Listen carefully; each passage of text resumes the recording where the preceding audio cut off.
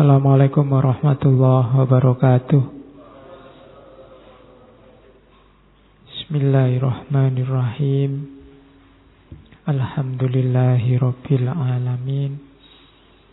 Assalatu wassalamu ala ashrafil anbiya'i wal mursalin, Sayyidina wa maulana Muhammadin wa ala alihi wa ashabihi wa man tabi'ahum bi ihsanin ila yaumiddin.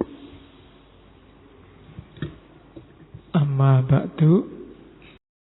Nah, ini antara lain dietnya para pencari ilmu versi Wedotomo. Yang pertama apa? Tan dahwen pati openan. Jangan iri, jangan dengki. Penyakitnya manusia hari ini gara-gara medsos. Iri, dengki. Dengki itu tidak suka kalau orang lain senang. Senang kalau orang lain susah. Biasanya kelompok sana. Kalau kelompok sana dapat masalah, kamu senang. Nah, siapa suruh milih gubernur itu? Sudah tak bilang.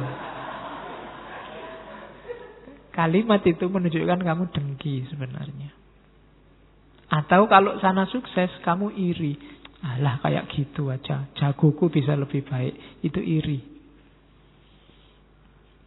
Jadi bersihkan dirimu dari hal-hal itu. Tentang apapun pada siapapun. Kalau dua ini masih ada, ya ilmumu tidak akan jadi cahaya. Iri, dengki. Terus tanpa nasten. Tidak gampang ngamukan. Kalau dikritik orang, diingatkan orang, atau ada yang tidak cocok sama kebenaran yang kamu yakini, jangan cepat-cepat ngamuk toh. Jangan panasan. Hari ini kan kita gampang panas. Biasanya kalau kita meyakini sesuatu benar, terus orang lain tidak cocok sama kita, itu biasanya kita panas. Ya meskipun ekspresi panasnya macam-macam. Jadi tanpa nasten. Terus jangan ganggu orang lain. Nora jahil. Oke. Mungkin jahilnya beda ya hari ini. Jahilnya itu kadang bikin foto-foto di Photoshop, terus bikin, nah itu jahil. Atau mungkin kamu punya teman kuliah, ala pak iseng-iseng daripada sepi ganggu temenmu. Itu jahil namanya. Sandalnya disembunyikan. Lagi enak-enak di kamar mandi, bajunya dibawa lari, itu jahil. Contoh paling gampang. Ngerti temennya di kamar mandi, pintunya rusak, terus kamu buka. Wah, pura-pura. Padahal lu ada orangnya. Padahal sudah tahu kalau ada orangnya. Sering ya kadang-kadang gitu. Zaman di pondok itu ngerjain temennya. Saya dulu ada teman yang penakut luar biasa. Kalau ke kamar mandi malam-malam dikerjain teman-temannya. Dari jauh dilempari batu. Dueng gitu. Dia kaget luar biasa. Kaget langsung lari keluar. Aku ora wedi. Terus balik lagi. Aku ora wedi kok. Balik lagi. Itu jahil. Biasanya kalau yang seusia kita kan suka jahil. Sama tetangga suka jahil. Ndaklah. Iseng-iseng yang ndak penting. Ya seusia kita sekali-sekali jahil asal ndak bahaya ya. Untuk menyegarkan suasana. Misalnya kopinya dari dia ngantuk, kopinya mbok entekke ngono, ndak masalah lah, konco dhewe. Tapi jahil yang merugikan. Oke. Misalnya tiba-tiba temenmu fotonya kamu pasangkan sama cewek cakep misalnya. Itu kan kasihan cewek cakepnya. Oke. Jadi ya kalau temenmu seneng. Oke ya. Terus jangan melampiaskan hawa nafsu. Hawa nafsu itu kamu penuhi sekadarnya saja. Tidak usah angkara murka dihabis-habiskan. Kita dunia itu butuhnya tidak banyak. Dan amung eneng amreh ening. Jadi lebih suka diam, mencari ketenangan, menjernihkan pikiran. Kalau menurutmu WhatsApp, Facebook itu mengeruhkan caramu berpikir, jangan sering-sering dibuka. Itu namanya amung eneng amrih hening. Nyari keheningan. Kalau menurutmu temanmu yang itu ngomongnya banyak, menjauhkan kamu dari ketenangan, ya dijauhi sementara. Jangan sering-sering sama dia dan seterusnya. Itu suka pada yang keheningan, ketenangan. Selama kita menempuh jalan ilmu, itu jalan tirakatnya. Syukur-syukur kita ada guru yang bijak. Sarjono kang martapi. Sarjono itu guru. Kang martapi itu kalau disingkat SKM. Beda sama SAG, beda sama ya. Sarjana kang martapi itu orang bijaksana yang berjiwa pertapa. Berjiwa pertapa, topo itu bahasa sufinya mungkin uzlah. Orang yang sudah menang melawan dunia. Bukan guru yang masih dimabuk oleh dunia. Politiknya, materinya, ekonominya, dan seterusnya. Tapi guru yang sudah menang melawan dunia, sarjono kang martapi. Ikuti, cari kalau ada itu, ikuti. Yang jelas bukan saya. Ini juga usikum wa nafsi. Ya, karena gelarku bukan SKM tapi SAG. Ya, jadi sarjono kang martapi. Jadi kalau kamu lihat ada guru yang tidak terpesona lagi oleh dunia, yang dunia bagi dia sudah tidak penting, ikuti. Nanti di Jawa ada konsep guru sejati. Kapan-kapan kita bahas itu. Dalam tasawuf ada konsep mursyid.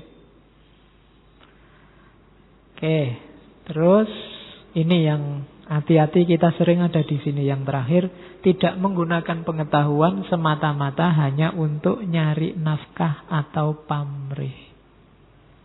Jadikan semua yang duniawi dalam cari ilmu itu efeknya saja. Kawruhe kinaryo ngupoyo kasil nal menlek. Ndak, jangan fokus ke situ. Bahwa nanti setelah cari ilmu kamu dapat ijazah, yang ijazah itu dapat dipakai untuk ngelamar pekerjaan, yaitu efeknya, tidak utama. Sama kayak kamu menempuh jalan sufi ada karomahnya, tapi karomah bukan tujuan. Tidak usah takut rezeki. Kalau kamu takut sama rezeki, besok jadi apa? Kamu sedang melecehkan Gusti Allah. Lah yang ngatur rezeki itu Gusti Allah. Kok kamu takut? Kamu tidak percaya po? Kan gitu. Wong ya banyak yang tidak kuliah lebih sukses daripada yang kuliah. Tidak. Hari ini susah nyari orang kuliah itu, cari ilmu itu berat sekali. Selalu isinya nyari ijazah, nyari kerjaan. Atau paling tidak nyari beasiswa. Loh, kalau kamu pinter berkualitas di dunia ilmu, nanti dapat karomah namanya beasiswa. Ya kan? Tapi beasiswa jangan jadi tujuan. Nanti dapat karomah tambahan, mungkin dapat kerja, dapat ijazah, itu karomahnya, tapi bukan tujuannya. Jadi itu dietnya pencari ilmu yang sejati. Cuma sekarang kalau kampus-kampus itu promosi, kuliahlah di sini. Di sini murni cari ilmu, tidak mikir masa depan, tidak laku kampusnya. Kampus itu mesti yang dipamerin lulus jadi apa sekarang. Oleh pemerintah juga disuruh merumuskan tegas. Kuliah di sini, besok lulusannya jadi apa, itu disuruh merumuskan tegas. Jadi bobot paling beratnya tidak pada keilmuannya. Mungkin ada yang salah. Harus didiskusikan lagi. Kita tidak percaya sama diri kita sendiri, sama Tuhan, kalau fokusnya hanya pada kerja sama uang sama materi. Oke. Nah, ada istilah triprakara, 3 perkara. Pencari ilmu harus punya karakter lilo, trimo, legowo. Lilo itu lilo lamun kelangan, nora gegetun. Pencari ilmu ndak akan kecewa kalau kehilangan sesuatu. Jadi kayak kalian dibelani ngaji ke sini, itu kan kehilangan sesuatu. Kehilangan waktu. Harusnya kamu nonton TV jam segini, sinetron banyak. Saya tidak tahu sinetron sekarang apa ya. Kalau zaman saya dulu ada yang legend, sekarang mungkin tidak ada. Anak ABG. Waktu hilang, mungkin capek, harusnya tidur. Saya kalau di rumah enak jam-jam segini tidur. Tapi kan kehilangan waktu istirahat. Tidak apa-apa lilo, demi apa? Demi ilmu. Harus punya watak lilo. Beli buku, tidak masalah. Kehilangan sesuatu, kehilangan duit untuk beli buku. Saya dulu zaman di pondok, kirimannya sedikit. Cuma begitu lihat buku, mesti ngiler.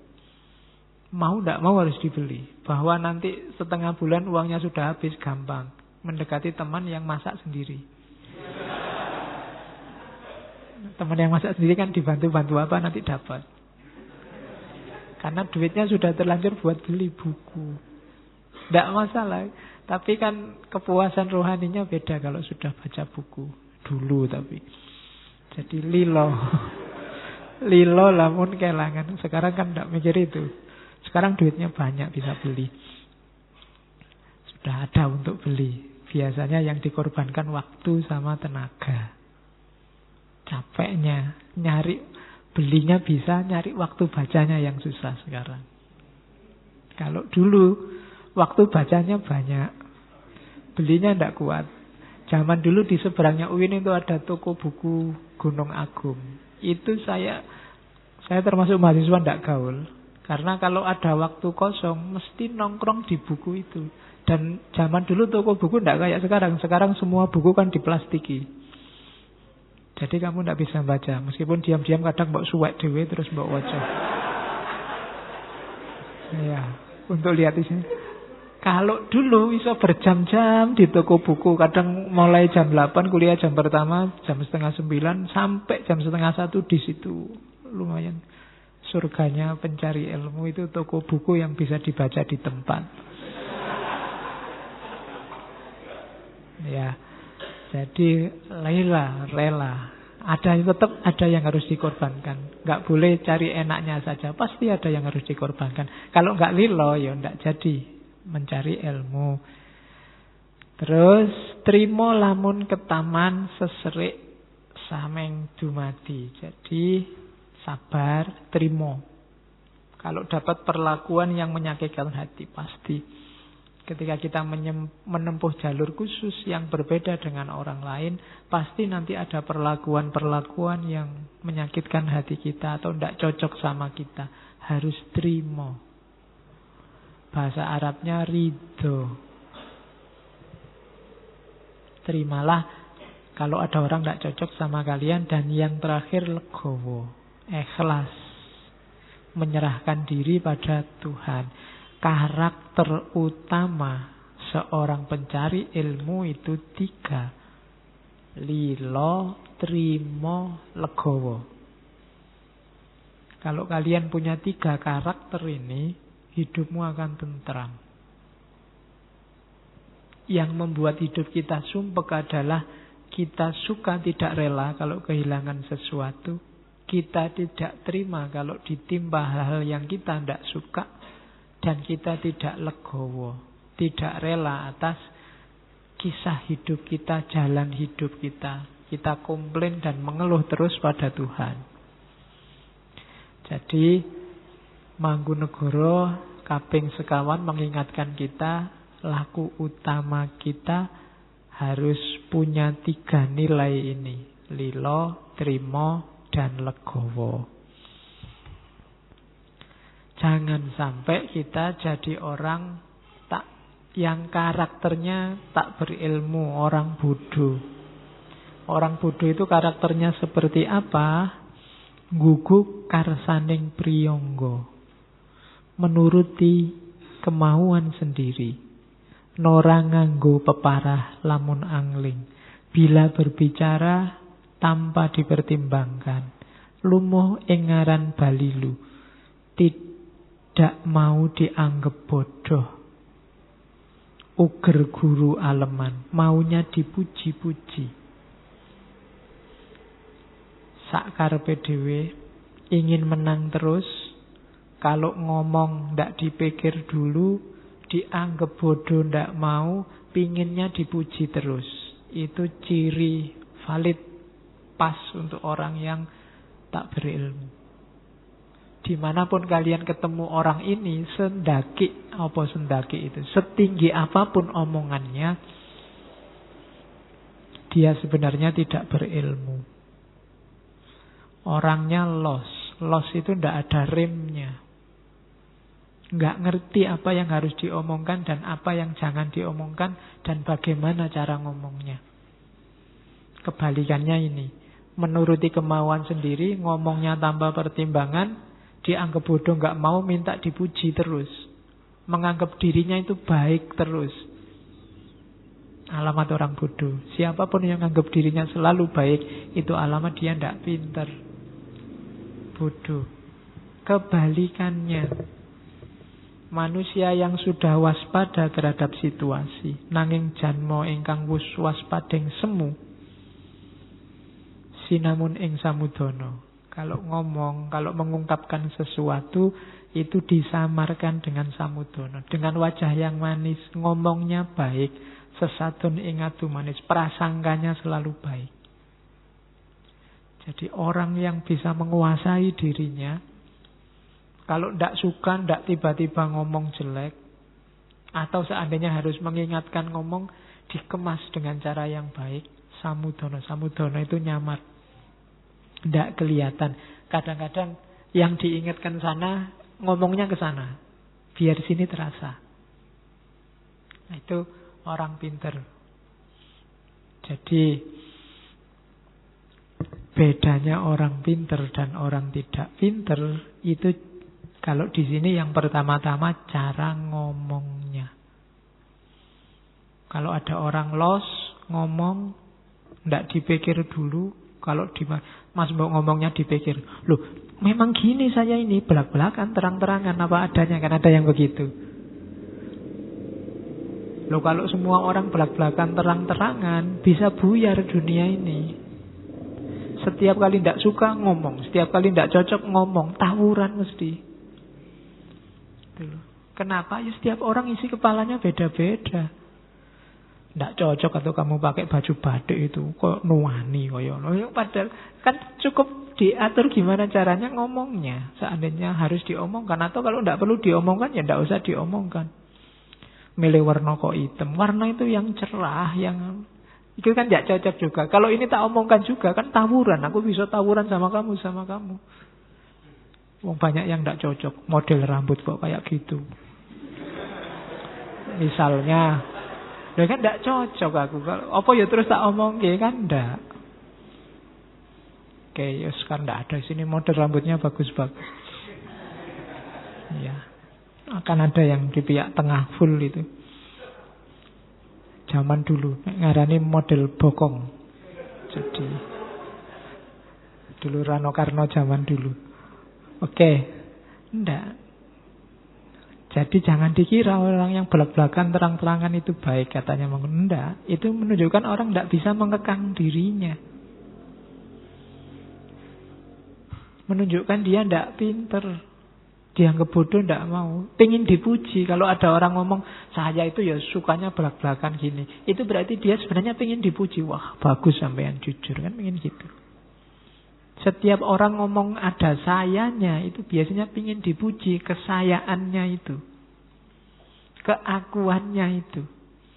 Aku ini ya gini, terserah kamu suka apa enggak. Itu sebenarnya dia pengen dipuji, akunya itu. Nah itu diingatkan oleh Mangkunegara lewat Wedotomo. Ada lagi lanjutannya, ciri selanjutnya orang tidak berilmu.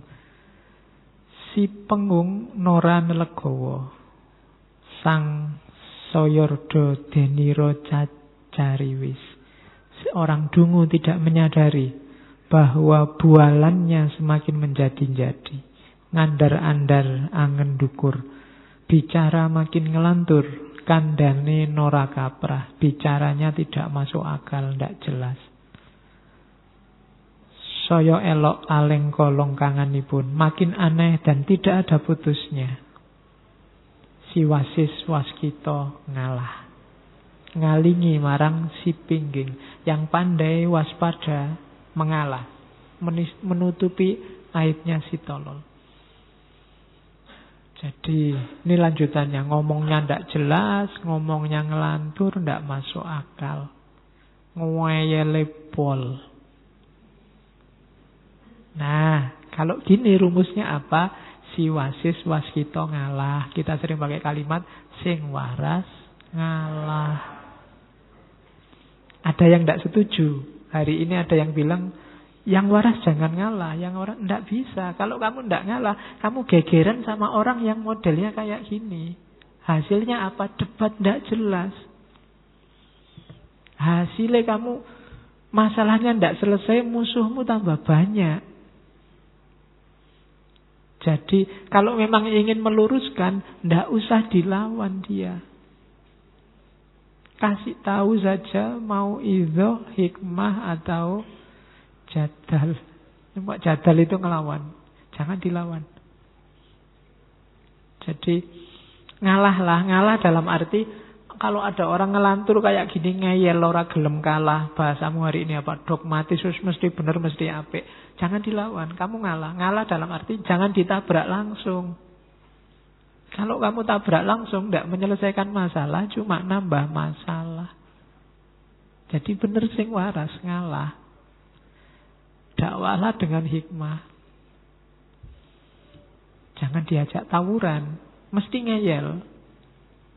Tidak akan selesai. Ya sudah, tunggu dia sampai lerem, nek basa Jawane, sampai situasinya memungkinkan, masuklah dengan omongan, masuklah dengan contoh perbuatan. Jangan dilawan saat itu. Kalau dilawan tidak ada habisnya, kayak kamu diskusi selamat hari Natal kemarin. Siapa melawan siapa tidak jelas, hasilnya kan tawuran. Itu kan musiman, tahunan. Iya, tiap Natal gegeran, nanti tahun baru ya gegeran. Sekarang sudah mulai, jangan rame-rame di tahun baru. Padahal yang larang rame-rame yang paling rame. Ya kan, tawuran. Itu Januari tahun baru, nanti bulan Februari rame lagi, Valentine Day. Haram apa halal? Ya kan?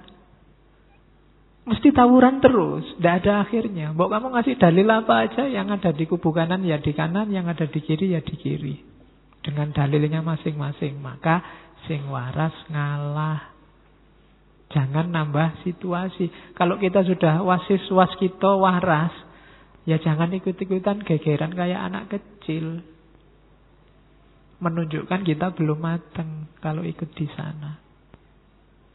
Jadi ya ben lah.